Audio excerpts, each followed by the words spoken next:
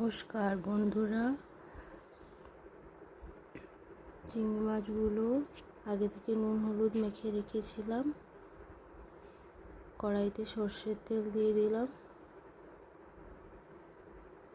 চিংড়ি মাছগুলো কড়াইতে দিয়ে দিলাম, ভালো করে ভেজে নেবেন।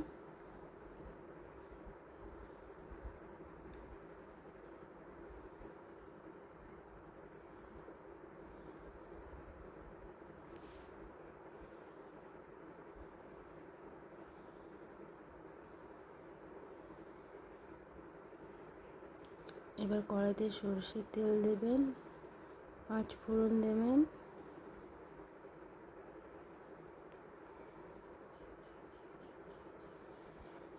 আগে থেকে নুন হলুদ দিয়ে সিদ্ধ করা চালটা দিয়ে দেবে, দিয়ে নাড়াচাড়া করবে।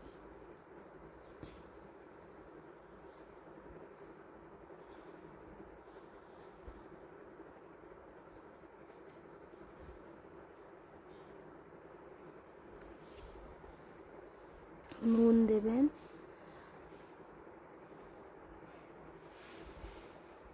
স্বাদ মতো নুন দেবেন, হলুদ দেবেন, লঙ্কার গুঁড়ো দিয়ে নাড়াচাড়া করবেন।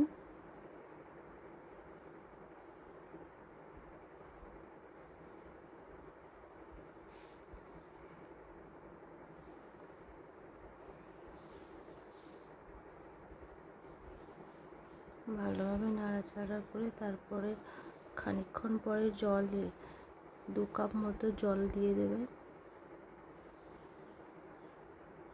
জল দিয়ে ঢাকনা দিয়ে দেবে, ফুটতে থাকবে।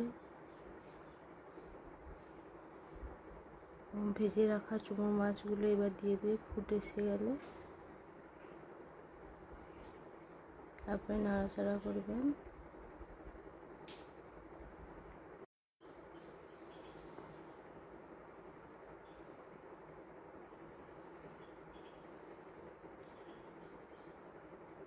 ফুটতে থাকবে। এরপর সর্ষে গুঁড়ো বা সর্ষে বাটা দিতে পারেন, সাদা সর্ষে।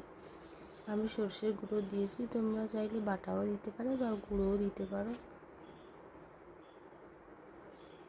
সর্ষে বাটা বা গুঁড়ো দেওয়ার পরে কিছুক্ষণ ফোটাবেন, তারপরে নামিয়ে নেবেন।